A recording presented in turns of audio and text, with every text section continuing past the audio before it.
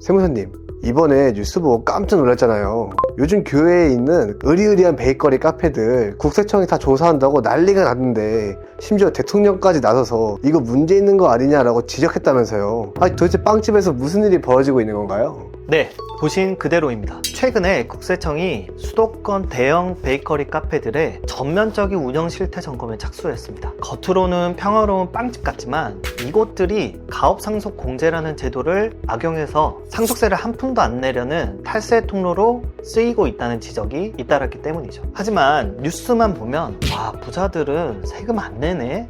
하고 분통만 터뜨릴 수도 있는데요. 세무 전문가 입장에서 보면 이게 단순히 세금 영원의 혜택만 있는 게 아니라 실패하면 가산세 폭탄, 성공해도 양도세 폭탄이 기다리고 있는 아주 위험한 도박일 수 있습니다. 오늘 그 속사정을 뜯어봐 드리겠습니다.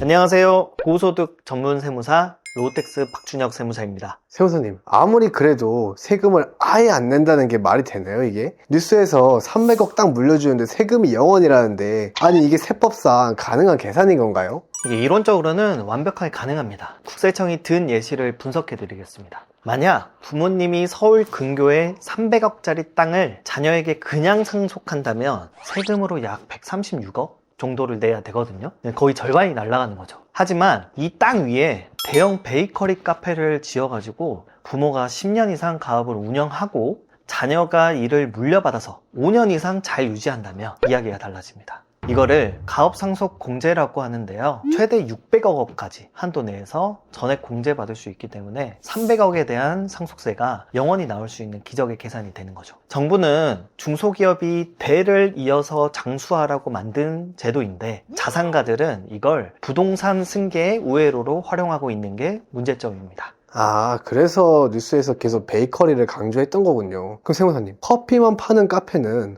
혜택을 못 받는 건가요? 법적으로는 이게 무슨 차이가 있는 거죠? 여기에는 세법의 디테일이 숨어 있습니다. 가업상속공제는 법에서 정한 특정 업종만 해당이 되거든요. 커피 전문점은 음료점업으로 분류가 돼서 단순한 업종인 거죠. 하지만 빵을 직접 굽는 제과점업은 제조업이나 음식점업의 성격을 인정받아서 세금 혜택을 받을 수 있거든요. 그래서 국세청 조사관들이 현장에 나가서 가장 먼저 확인하는 게 진짜 빵을 굽느냐입니다. 실제로 이번 조사 대상 중에는 제과점업으로 신고해 놓고 가보면 제빵 시설도 하나도 없고 외부에서 완제품 케이크만 사다가 진열해 놓는 경우가 너무 많거든요. 이런 것들은 세무적으로 위장 베이커리로 판명돼서 세금 폭탄을 맞게 되는 거죠.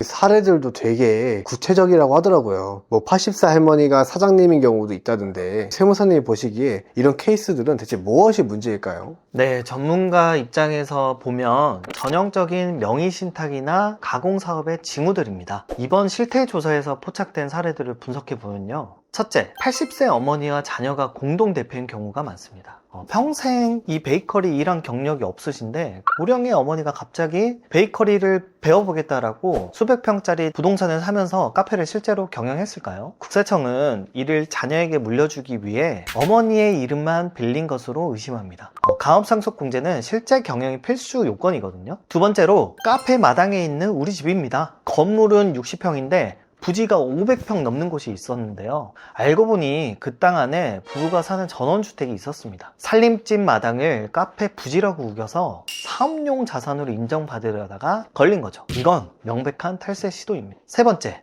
70대 골프장 사장님이 갑자기 카페를 열고 소득 없던 40대 자녀가 개업 직전에 퇴사해서 합류한 사례도 있었습니다. 전형적인 증여용 급조 창업으로 보입니다. 와, 듣다 보니 너무하네요. 대통령까지 나가서 잡으라고 했으니 이제 이런 꼼수는 끝난 거 아닌가요? 네, 감시가 살벌해질 겁니다. 그런데 제가 전문가로서 경고하고 싶은 건 국세청 조사보다 더 무서운 건 바로 사후관리라는 점입니다. 뉴스에선 이렇게 혜택만 강조하지만 이걸 지키는 건 정말 피를 말리는 일이거든요. 상속받은 자녀는 5년 동안 부모님 때 고용했던 정규직 인원의 90% 이상을 계속 유지해야 됩니다. 인건비가 계속 오르는데 직원 수십 명을 5년 내내 끌고 간다는 건 경영상 엄청난 리스크이거든요. 적자가 나도 직원을 못 자르는 거죠. 실제로 2019년도부터 5년간 이 요건을 못 지켜서 혜택을 박탈당하고 세금을 추징당한 사례가 엄청 많고 그 금액이 540억 원에 달합니다. 그럼 마지막으로요.